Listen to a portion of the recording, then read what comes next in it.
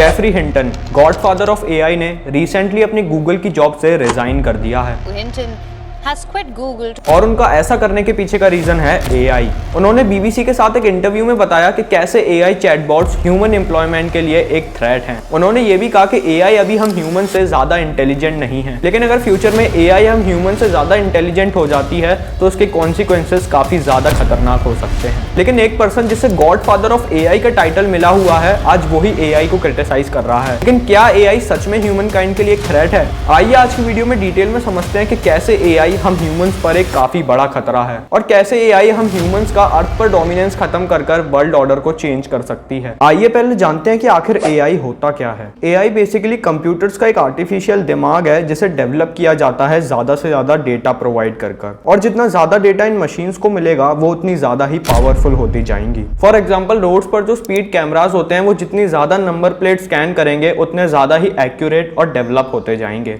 अब एआई दो तरह की होती है, एक जनरल एआई और एक नैरो एआई। जनरल एआई मतलब कि ऐसी एआई जो कि मल्टीपल काम कर सकती है, जैसे कि हम ह्यूमंस मल्टीपल काम करते हैं, जैसे कि डांसिंग, सिंगिंग, खाना बनाना और उसी खाने को कंज्यूम करना। वैसे ये जनरल एआई भी हम ह्यूमंस की तरह सारे काम कर सकती है। जनरल एआई वो है जो हमें बेसिकली स्काई-फाई मूवीज में देखने को मिलती है। जनरल एआई अपनी खुद की कैपेबिलिटी से सोच सकता है, डिसीजंस ले सकता है और अपनी एक्सपीरियंसेस से सीख भी सकता है।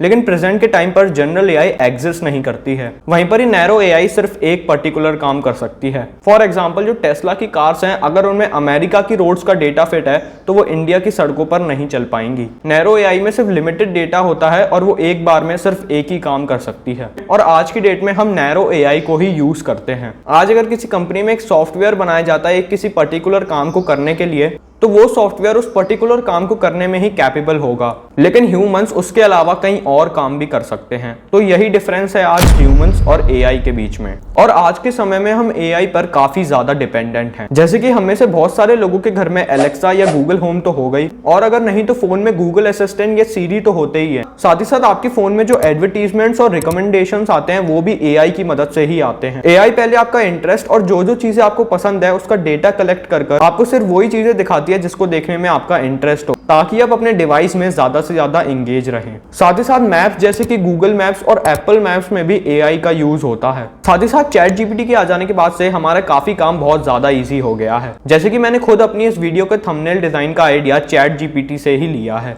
जहां एआई हमें इतने फायदे दे रहा है, वहीं पर ही हमें इसके काफी खतरनाक कॉन्सिक्वेंसेस को भी फेस करना पड़ सकता है, जिसमें कि पहला खतरा है फेक न्यूज। इंटरनेट पर रियल न्यूज से ज्यादा फेक न्यूज ज्यादा वायरल होती है। जैसे कि इस पिक्चर में इलॉन मस्क अपनी राइवलरी कंपनी मैरी बेरी के साथ घूम रहे हैं। ये पिक्चर इंटरनेट पर काफी ज्यादा वायरल हुई और इसे काफी ज्यादा लाइक्स और कमेंट्स भी मिले, लेकिन बाद में पता चला कि ये पिक्चर फेक थी। इसके अलावा एआई की मदद से काफी ज्यादा इलीगल काम भी करे जा रहे हैं। जैसे कि गार्डियन की एक रिपोर्ट के अकॉर्डिंग यूएस की एक लेडी को कुछ किडनैपर्स ने उसकी डॉटर की फेक आवाज को यूज कर उससे फिरौती के रुपए मांगे, लेकिन बाद में जब उस लेडी ने अपनी डॉटर से फोन कर कंफर्म किया तो पता चला कि वो सेफ थी। इस तरह के स्कैम्स अमेरिका में काफी ज्यादा पॉपुलर हो रहे हैं और धीरे धीरे ये इंडिया में भी बढ़ रहे हैं। दूसरा खतरा है जॉब लॉस। एआई की वजह से काफी लोग अपनी जॉब्स खो रहे हैं।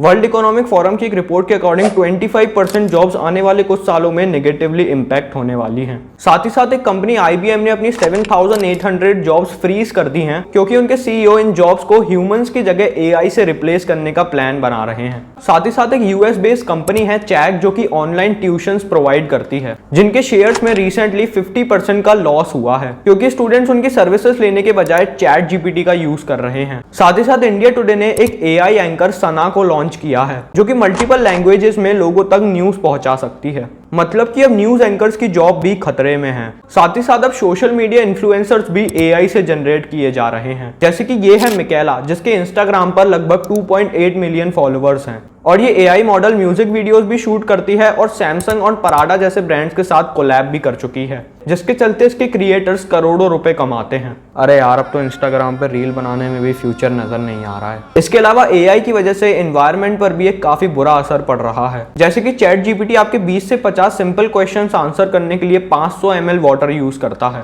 और ये पानी चैट जीपीटी के सर्वर्स को कूल रखने के साथ साथ इसमें इलेक्ट्रिसिटी जनरेट करने का भी काम करता है। अब आप खुद ही इमेजिन करिए कि चैट जीपीटी के पास हर महीने के 100 मिलियन एक्टिव यूजर्स हैं, तो कितना ज्यादा पानी वेस्ट होता होगा। और एक रिपोर्ट के अकॉर्डिंग चैट जीपीटी 3 को ट्रेन करने के लिए 7 लाख लीटर वाटर यूज हुआ था, जो कि एक न्यूक्लियर रिएक्टर को कूल करने का पोटेंशियल रखता है। और खुद अभी ओपन एआई, जो कि चैट जीपीटी की पेरेंट कंपनी है, उसके सीईओ सैम ऑल्टमैन ने कहा है कि अगर एआई गलत साबित होती है तो हमें उसके काफी खतरनाक कॉन्सिक्वेंसेस फेस करने पड़ सकते हैं। इसके अलावा एलॉन मस्क और स्टीव वोजनियाक भी एआई के डेवलपमेंट पर एक रोक लगाना चाहते हैं। उनका मानना है कि ऐसे एआई टूल्स को तभी डेवलप करना चाहिए जब उसके साइड इफेक्ट्स और पोटेंशियल रिस्क को इजीली मैनेज किया जा सके। अब एआई कोई बुरी चीज नहीं है और ना ही मैं इसके खिलाफ हूं, लेकिन हमें इसके पोटेंशियल रिस्क और साइड इफेक्ट्स को ध्यान में रखते ही इन्हें डेवलप करना चाहिए, नहीं तो ये ह्यूमन काइंड पर एक काफी बुरा इंपैक्ट डाल सकते हैं। तो आज के लिए इतने। अगर वीडियो पसंद आई हो तो please hit the subscribe button और इस वीडियो को ज्यादा से ज्यादा शेयर करें ताकि और लोग भी इस प्रॉब्लम के बारे में जान सकें।